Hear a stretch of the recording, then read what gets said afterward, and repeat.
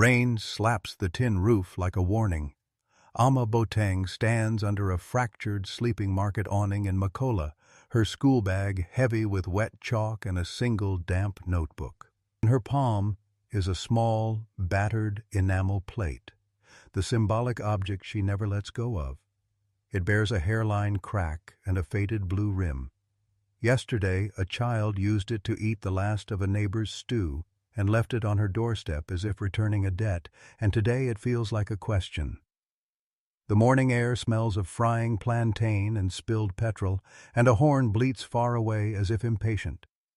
Two boys push past each other, slick with rain, and a woman curses when the sky foams down on the vegetables she has spread out. There is risk here. She is running late for the 7 o'clock class full of children who depend on her for routine and a steady hand, and if the headmaster sees her handing out food or loitering in market alleys, he will scold her with a voice that cuts like a machete. Then she sees the boy behind the fish stall. No shoes, ribs like fingers under his shirt, cheeks hollow as bowls. He is not one of her students, but he is a child, and his eyes find the plate in her hand, the way a son finds a window. The rain makes him look small and urgent. Amma feels the sudden sharp jolt of hunger herself, a memory of when she first came to Accra from the village and her own mother tucked the corners of her blanket to hide the empty pot. She makes a quick choice. She dips her hand into her bag, fishes out the little paper packet of porridge she had kept for a sick child in the class, and pours it into the plate. The boy bends his head and starts eating, slurping between the drops. In the crowd, a man in a dark suit watches from under an umbrella. He keeps his distance but not his eyes. The moment is small. It smells of pap and wet cloth, and somehow it will become the hinge of everything. Amma teaches, in a cramped room behind a storefront, where a green chalkboard bears the names of children she had promised to lift beyond the slum's narrow fences. She has painted the benches herself from wood gathered near the pier, and she keeps a jar of dried chalk bits on the windowsill like a promise. The first obstacle arrives the next week like a storm surge, a legal paper with a red stamp and a polite but final tone telling them the land belongs to a new owner. The letter is from Gideon Ajay, a man whose name is known like the rustle of money in pockets. He plans to build a mall on the patch where the school sits, where 3 rows of corrugated roofs and a baobab shade give the children air and a place to learn. The paper says the community must vacate. The headmaster says there is nothing they can do, that courts are slow and lawyers expensive, that the real question is whether a small school can stand against a man with bulldozers and the kind of papers that smell of city ink and long fingers. Amma slams the paper down like a challenge. She looks at the children washing their hands in a basin and feels every one of them like a finger on a hot plate. Her first move is to ask for help. The second obstacle is a wall of indifference and small cruelties. Donors promise to come but leave messages that fade. The local councilman smiles for pictures and gives speeches that sound like cotton but never brings the promised grants. Councilman Boateng tells her that he admires her spirit and that the city has plans, but his hand gestures are too smooth when he mentions the new mall. He speaks of jobs and progress, and his words are a cold wind that slips past the children without touching them. The street vendors say Gideon's men come at night and measure the land in secret, and one vendor shows her a photograph on an old phone, a man in a suit, calculating eyes, shaking hands with a policeman. Amma learns the language of the slum, the names of those who take and those who hide. She learns where to find food for craft sessions and where the water is safer. Every small victory costs a coin. She sits through meetings in the church hall where petitions are set like candles and where people vote with empty hands. The children ask her, with the bluntness of the small, if they will lose the classroom. She lies with bright words. She says, "We will fight," and the children shout as if their voices could be bricks. The source of the third obstacle is not merely money but fear. A rumor begins that the school is unsafe, that termites eat the beams, that a council inspector will soon close them for violating codes. An inspector arrives one morning with a clipboard and a face like damp leaves. He walks through the room, taps the benches, grimaces, and says the roof is dangerous. He forbids more than he rules. Without inspection papers, they cannot access emergency relief funds. The headmaster scrapes his hands through his hair. The community gathers to patch the roof with tar, and the smell of hot glue mixes with the dust of chalk. Ma sleeps on the building for 3 nights, awake to the scraped footfalls of children who come in the dark to take shelter from their households, because school is sometimes all they have to keep the house from turning inside out. The fear thickens into anger. Someone breaks a window. Someone offers to pay a small bribe. Amma refuses. She tells the headmaster they cannot buy safety with shame. They are not a charity that can be negotiated away. They are a life that must be protected. Then the 4th obstacle arrives with flames. One night a fire starts in the alley beside the school. It leaps like a wild idea, fast and hungry. The smoke is a black wall that tastes like coal.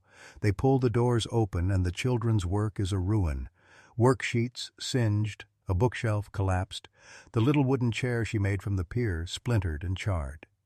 Someone mutters, "Hate," into the press of their hands. The authorities say it was an electrical fault. Others say it was a deliberate act by goons who work for developers.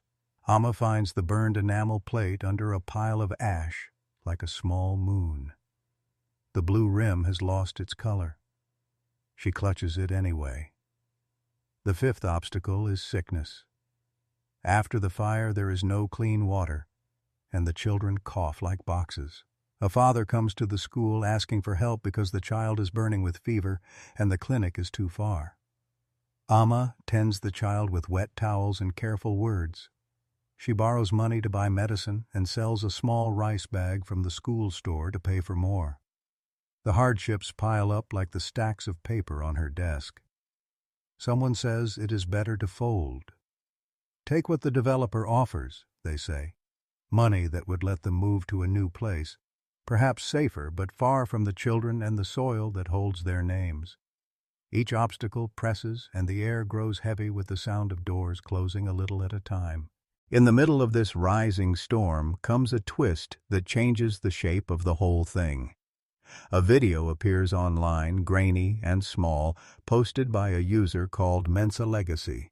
It shows a rainy market, the smeared color of umbrellas, and a teacher offering porridge to a boy with a ripped shirt. The boy's shoulders rising as he eats, the woman's hands steady, the enamel plate flashing. A close-up shows the crack in the blue rim. The caption reads simply, "Kindness matters." The city stirs. The video is shared and reshared until the screen has the warm glow of a hearth. People begin to recognize the teacher in the footage as Amma. Comments pour in. Strangers call her brave.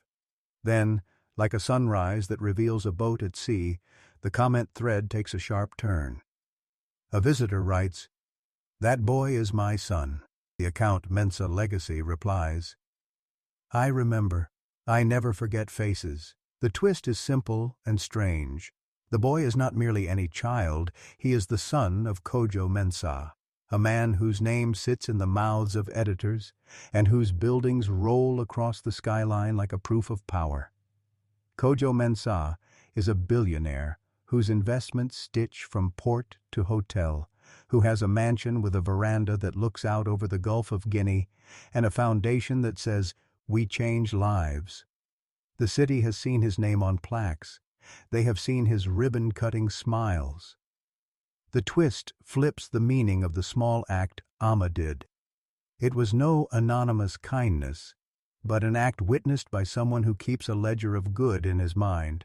The clip spreads to the morning shows and the talk tents in the market. People watch a man who owns skyscrapers admit he remembers a cracked plate and the woman who gave porridge in the rain. At first the reaction is timid, like a breeze. The billionaire posts a message in a voice that feels like distant thunder. He thanks the teacher for the beam of humanity she offered. He says I is organizing assistance. Hope blooms like a painted flag. For once, the streets smell of possibility. But the twist turns again as Amma sees the face of Kojo Mensah printed in the morning paper beside a photograph of Gideon Ajay. The caption connects them. Kojo Mensah and Gideon Ajay at a developers forum shaking hands. People whisper that the billionaire is building a city where the small things of the slums can be paved over. The meaning flips. The man who once watched Amma is now tied to the very force threatening the school. The video that was a promise seems suddenly like a thin thread tangled with the machinery of money. Amma feels lightness and then a cold weight. Is this the beginning of a rescue or an unveiling of complicity? The city becomes a stage. The billionaire's name sets reporters in motion, and Gideon responds with a television spokesman who promises a humane transition. Amma meets with community leaders in the church hall, and they debate the offer. Kojo Mensah announces a community investment plan publicly and sends a letter promising funds for education. The councilman smiles on camera and asks Ayla, the headmaster, to sign preliminary forms. Ada, a young woman who cleans the school benches, posts the old video again and adds, "Amma deserves the world." People write letters to the newspaper and crowd into radio stations. The moment is a ladder one might climb out of hardship, and some climb eagerly. Others say it is a trap. Amma stares at the enamel plate and remembers the weight of the boy's hunger. The plate is now a key that dangles above a locked door. The crisis comes hard, at about the point when everyone expects a rescue. The night before the ceremonial groundbreaking for the Development with Community Focus, the school burns again. This time the blaze leans toward everything Amma has built. The roof caves in with a long, tired groan. Papers curl like dead leaves. The children stand at the gate in their pajamas and blankets, watching a small life go up in orange. A little girl cries, holding a singed drawing of a sun. The fire takes the makeshift library where the children once learned the names of countries and rivers. This is the painful loss. The school cannot recover fast enough to be ready for the court date. The donations are delayed by paperwork, and the community is offered a sum that would build a house but not a life. The headmaster tells them the insurance is a myth. The arson investigation is slow because the office that should move is clogged with bureaucracy. The city smells of smoke for days. People say it is a shame, and others say it is a pattern. Suddenly the choice that Amma must make becomes raw and personal. She is offered a contract, money to relocate, to sign away the land, to promise the children will be rehoused in new facilities built by the developer. The papers gleam. Gideon offers a check that could calm the nurses and fill the clinic and repair the houses. Kojo Mensah's foundation puts a figure on the table too, but it is tangled in clauses that keep him at a distance. Some see the money as salvation. The children want warm walls. Amma's sister pleads with her. Her sister points at the little girl with the singed drawing and says, "Take it, Amma, keep them warm." Her mother asks if there is no way to keep the dignity of the place. Amma sits one night on the cracked step and thinks of the boy in the market, the one whose ribs pressed the cloth of his shirt. She remembers his face and the man in the suit watching from the umbrella. The hard choice is a knife. Take the money and promise safety. But give up the soil where the children learned their letters, or refuse and fight on. Every step a stare of risk, with the threat that Gideon will use the law and the police and the city to crush them. The choice is not about comfort. It is about whether to hand their lives to a ledger or to hold them in weathered hands. Amma decides to fight. She refuses to sign away the land. She rallies the mothers. She stands on a crate in the market and tells the story of the burned sun drawing until her voice is raw. The community starts a petition, a small army of signatures. They march to the city hall with placards. The children chant and Amma sings, and the sound fills the street like wind. But the opposition is heavy. Gideon hires a smart team of lawyers who bring in documents that are smooth and heavy as iron. Councilman Boateng tells them to be patient and promises hearings that take months. The public begins to fracture. Some see a chance for new houses and better roads. The news cycles twist opinions like laundry. Amma finds herself painted sometimes as stubborn, sometimes as a fool. Letters to the editor call her brave. Other columns call her reactionary. The pressure increases, and Amma hears whispers that the billionaire will not risk his investments for the sake of sentiment. She begins to worry that kindness in the market was just a moment that the rich file away between appointments. Then comes the multi-climax, a set of scenes that feel like lightning striking both at once.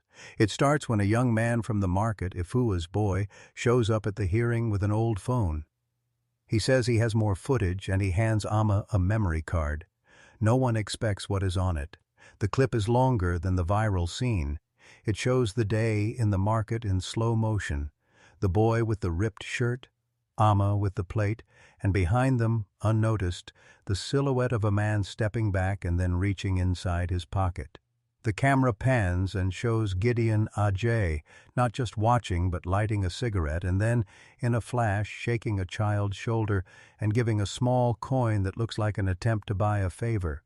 The footage gives a different cut to the story. Gideon is not only a buyer of land, he is a man who attempts to buy consent in the market.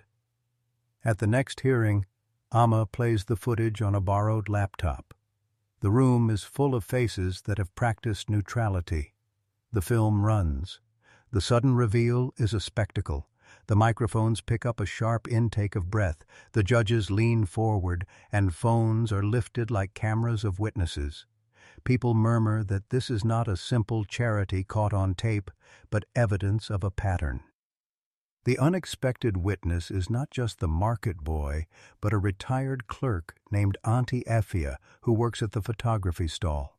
She has the entire series of images she took that day because she loves to photograph hands. She brings out a printed image of the enamel plate, the exact blue rim now visible as a signature. It turns out she kept one plate that day because she liked its shape. She has preserved it in her stall as a talisman. She testifies with a voice that is like sandpaper, soft but cutting. She says she remembers the man in the suit because he had a ring with a tiger carved on it. The court recognizes the ring when the billionaire's brax. Skelet is shown in a profile piece. Eyebrows lift. The city's cameras crowd the hearing room like birds around a sculpture. The spectacle becomes a public reveal.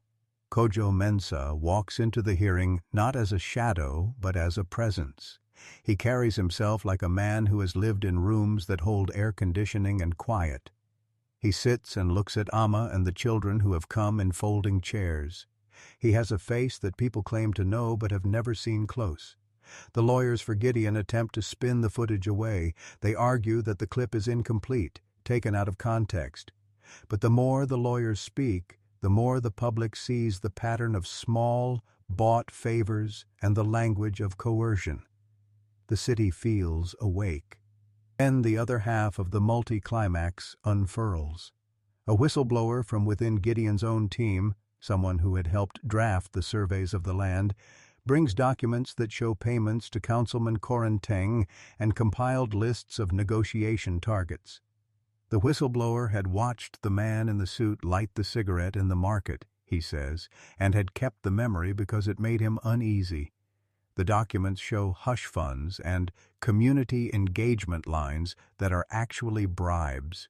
The judge asks for time, but the TV channels do not. They stretch the hearing into a live thing people watch in kitchens and lorry stands. Text messages explode. Protesters fill the plaza. The authorities open an investigation. Gideon Ajay's face, smooth on billboards, now appears on news feeds with the word alleged like an echo. Councilman Boateng is suspended. The newspapers that once carried Gideon's advertisements now print his name with accusations. Men in suits who once had keys to the mayor's office find themselves refused caffeine in a public booth. The spectacle is not just a reveal of ink on paper, it becomes a reweaving of who has power in that city. The Antago. Nist is being stripped of power in a public unbuttoning, his contracts reviewed, his permits suspended, his men pulled in for questioning. The city watches as a pillar of the skyline staggers. It is a moment of weight, but also of human tenderness. Kojo Mensah steps forward and speaks to the court and then, unexpectedly, to Amma. He tells the story not as a man in a headline, but as a father who remembers how small the world looked when he first began to count the people he would one day impact. He says he had been traveling that market because his own son, the boy in the photo, had slipped past the gates of the estate one day and smelled the rain and the scent of hot dough and ran to the fish stall and then sat to eat. "I watched," Kojo says, and his voice carries and breaks. He had watched Amma feed the child. He had done nothing that day because he was a man who thought his money was too big to spend on a small plate of porridge. He says, "I never forgot." That phrase pierces more than any legal brief. Amma listens and lets the words land like rain on corrugated tin. The billionaire withdraws his foundation from the big development program and offers a grant written plainly. Funds to rebuild the school, legal support to keep their land, and a pledge to set up a community board where the mothers and the vendors will have seats. The cameras catch the children's faces when they learn that their school will be rebuilt. Unexpected witness, the market boy, now turned young man, stands and says he was there, he saw, he remembered. The crowd that had watched the burning days earlier now sings and weeps. Gideon Ajay is not immune to consequence. The police produce charges for bribery, and arson suspects linked to his contractors are arrested. The men who thought money could erase a place find themselves answering questions under lights. The days after the hearing are spent rebuilding in a way that feels like prayer and labor. Volunteers come with sacks of sand and new wood. Kojo Mensah's team brings architects who speak in friendly voices and who sketch a school with a library and a rain harvesting system so the sickness that came after the fire will not return. The enamel plate with the blue rim is cleaned and placed in a small glass display in the school foyer, labeled with a hand-painted sign, "The plate that fed a future." Each child that passes touches it with reverent fingers.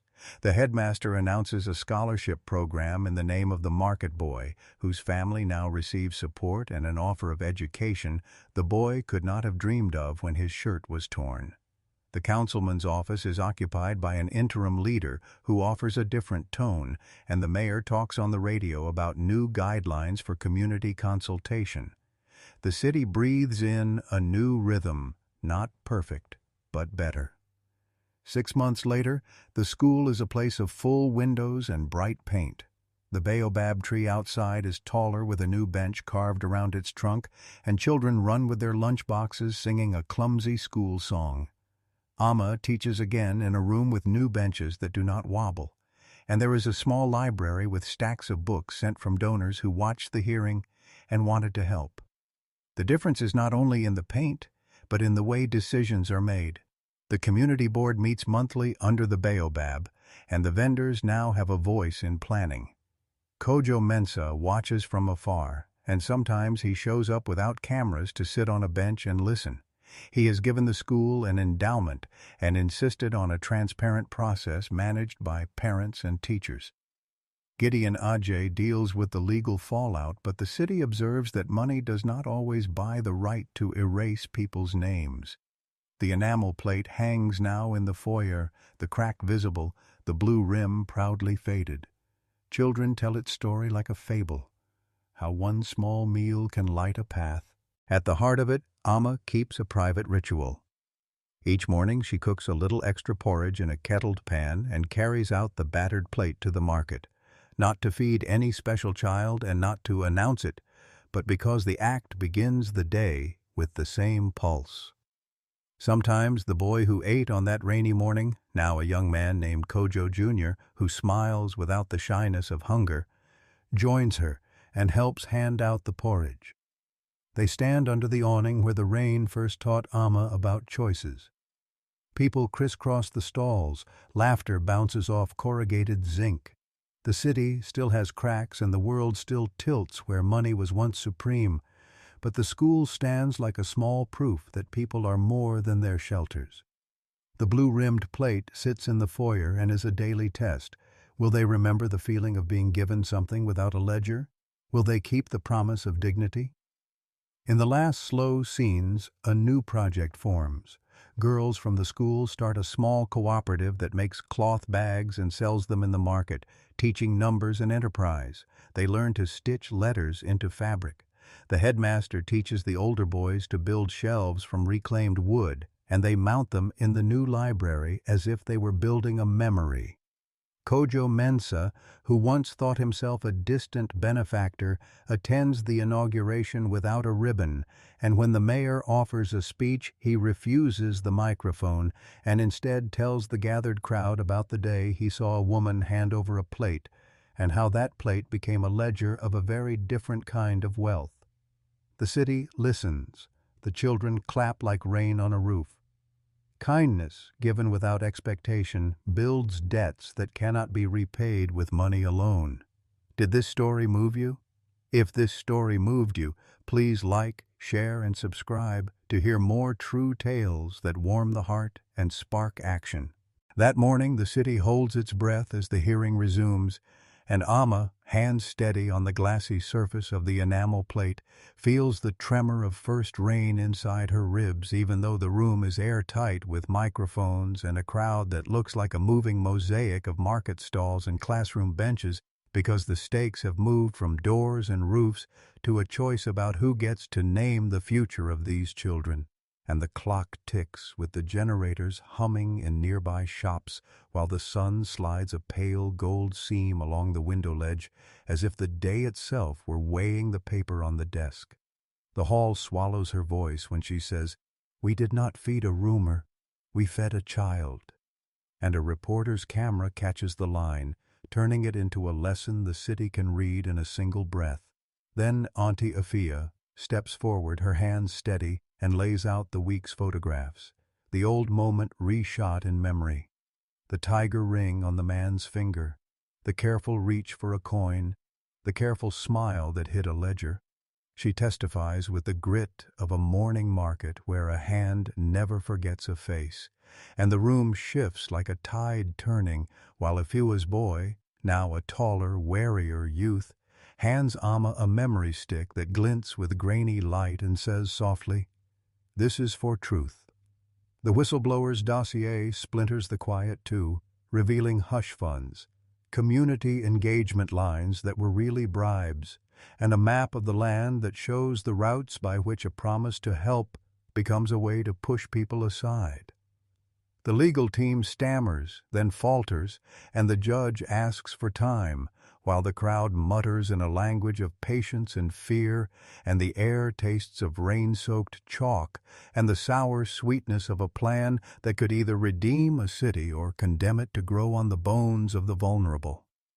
Amma anchors herself with the plate's cool roughness and says to Kojo, who has wandered in with the calm of a man who has stood in many rooms where power is weighed and measured, "We are not asking for charity, we are asking to be seen as a future, not a bet," and his eyes tighten in a rare, unguarded expression that seems to borrow light from the window and throw it on her courage.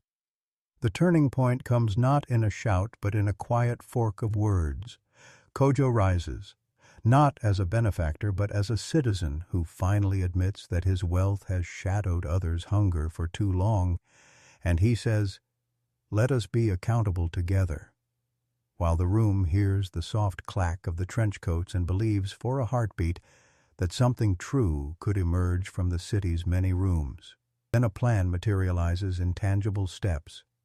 An interim injunction to halt any demolition, a temporary guardianship board formed by parents, teachers, and vendors, and a transparent fund that will rebuild the school on the same ground while renovating the surrounding market with safer stalls, better water, and a clinic staffed by local nurses who know the families by name, funded by a combination of Kojo's endowment and Gideon's revised commitments. but overseen by the new community board so that every scraped knee and every lonely night is counted in a ledger of care rather than in a ledger of profits. The micro cliffhangers arrive as the judge asks for the next terms, the lawyers scramble for the last paragraphs, and the plaza outside erupts in danfo horns and market curses and the rhythmic patter of children's feet as they press their noses to the glass to watch what could become a turning point, while Amma whispers to the enamel plate, "Keep guiding us," and the plate answers with its quiet blue rim catching the light as if it were a moon afloat on a ledger of living people.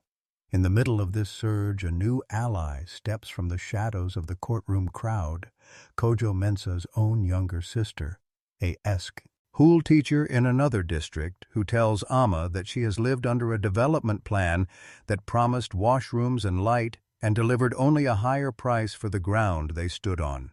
And her testimony is the hinge. She describes how a community's breath matters more than a master plan's polished pages, and how the real wealth of a city is measured in the hours its elders and children spend learning to trust each other again. The courtroom quiets, the cameras pivot, and a refrain forms. The money will come with rules, the land will stay for the future, and the people will be the authors of the plan, not merely the recipients of it. The consequence finally lands when a formal injunction is granted. A timetable for reconstruction is posted on every market postmaster's board, and Gideon's altered rhetoric dissolves into a procedural hum that the city can hear but cannot mistake for mercy. For the moment is not merely a victory on a piece of paper, but a public confession that money without mercy is a weapon, and mercy without money is a hope that needs a home. The arrest warrants filed in whispers against the contractors and the officials who traded favors become public record, and a chorus of voices, Auntie Ifia, Ifua's boy, Ada at the school gates, and the vendors who sold relief with a smile, rises in chorus to welcome the dawn of a rebuilt place that will teach and shelter and feed without fear that a ledger will erase a name. The expected interval of relief becomes the first step of a new normal, and the plate, now polished by the care of many hands, is mounted in the foyer with a new caption, "The plate that fed a future," a reminder that kindness, when stood upon by a community that will not sell its soul, becomes a power stronger than money, and that a hidden billionaire can become a witness who changes the weather of a city by choosing to walk into the room not as a ruler, but as a neighbor who remembers hunger and chooses to heal it. And as Amma looks at the smiling children, the rainbow of cloth bags they stitched, and the roof finally glinting with propa, or light, she knows the debt of the day's kindness has begun to balance with care, even as a single thread remains unknotted in one stubborn thread of the story. That a quiet, ordinary plate can ignite a long, hard road toward justice, and that the next chapter waits on the doorstep of the school, where a girl's hand grinds a pencil, a boy counts the coins in a jar, and the city's breath grows steadier. The market song steadier, the river steadier, as if the interval had not closed but opened again, inviting them to walk further into the light.